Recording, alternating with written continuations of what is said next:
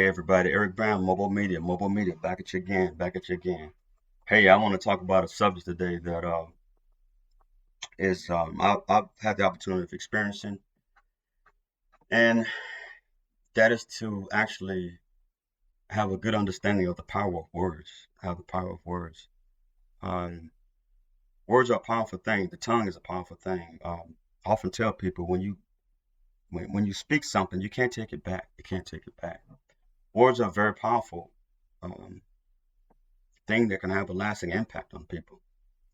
Early on in my career, I know the power of words, and so I made a point to, become involved with organizations where they teach you how to, speak publicly and, your I don't know, your body language and all that good stuff. But during those times, I realized that, man, words can cut deep like a knife. They can. They can cut deep like a knife. Words can empower people. Words can embarrass folks. Words can cause folks to kill themselves. Words can cause folks to get killed. And so there's a lot of power in words, and that's why I'll tell anybody, use your words wisely. And that's an old saying, use your words wisely. Um, the power of words, it goes way back. And even as it relates to education, and I'm speaking truth to power. This is not a racial thing. This is my truth. This is our truth. We as black people for a long time, many years, particularly in the slave era, and even after then, we were not allowed to be, receive proper education. If you were found learning how to read, you get killed, get hung. You couldn't read or write anything like that. And so that lets you know there was some power to that. There was some power to that. And I know when I left Fort Worth, heading off to the Air Force, one of the things I wanted to do, and I had folks in my ear, mentors and things that told me, man, you know, you make sure you carry yourself words with the words you use. Carry yourself well with the words that you use. And so, because, obviously leaving out of Fort Worth, I hadn't had a lot of experience, but I know I was going to have a lot of experiences. And one of the best ways to deal with those experiences is to, be able to speak properly. Not just speak properly, but um, speak at appropriate times. You know what I'm saying?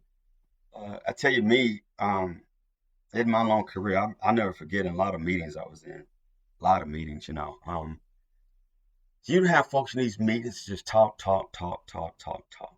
And y'all know the old saying, the loudest person in the room is the biggest fool in the room. And that's true. That's not an assumption.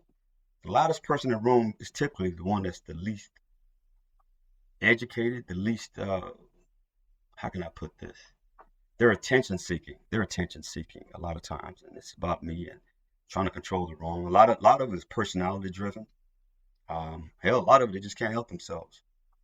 But I was always different. I was a silent person in meetings and these sorts of things because I know the power of silence and I know the power of words. And so I was a quiet person in Rome. But I was so quiet that when I spoke, people listened because they were not used to me talking. So when I began to talk, you could hear pin drop. People just like, oh, what is he saying? But I always made sure my words mattered. So anything coming out of my mouth, it meant something. There was value to it. I didn't just talk just to talk. Y'all know what I'm talking about. You get people just talk, talk, talk, talk, talk, talk.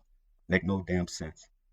But when you're in a position where you're able to control your communication, control the words come out of your mouth, control, how you're communicating, you're in a better position to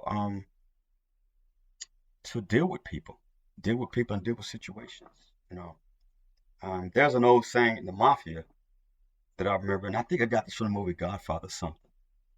And they said the most sacred thing to the mafia is silence. It's the most sacred thing to the mafia is silence. Because they even know the power of words. So words can get you killed. I ended up joining an organization called Toastmasters. Toastmasters is it's an international organization where they teach you how to speak. They teach you how to, think at a moment's notice. They teach you about your body language when you're speaking to folks, eye contact, you know what I'm saying? Everything. And so it was very, very valuable for me, throughout my career when I was a part of Toastmasters. In fact, I ended up being president of a Toastmaster chapter in Japan.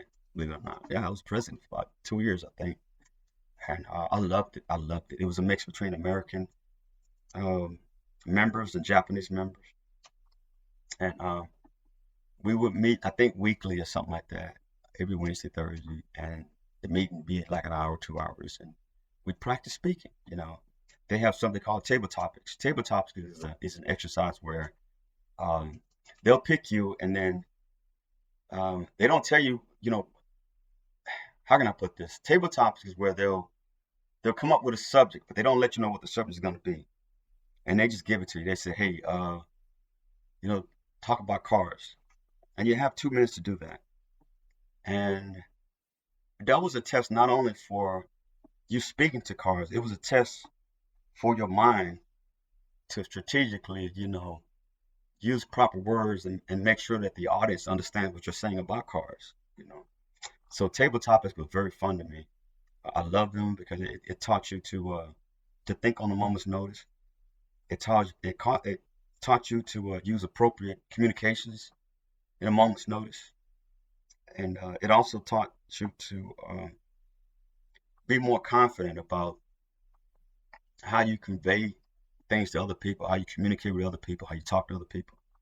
So I really appreciate the time I had with Toastmasters, and I encourage anybody to always seek to improve your speaking skills, improve your vocabulary, improve your understanding of the time and place when it is appropriate to use words, and time and place when it's not appropriate to use certain words. So there is power in the tongue. To me, the tongue is probably one of the most powerful things in the world. And y'all are seeing that right now with, again, I don't want to make this a political platform. I'm not going to mention any names. But y'all can see the power of words at the highest levels and what it does to the masses. And so we just got to be careful with how we use words and know that the tongue can cut just as deep as a knife. In fact, I'm of the opinion that a tongue is worse than a knife. At least with a knife, likely you'll heal with good medical care and all that good stuff. But man, when that tongue slices you like that knife, it could be a lifetime of just pain over what someone said to you or what you said to someone.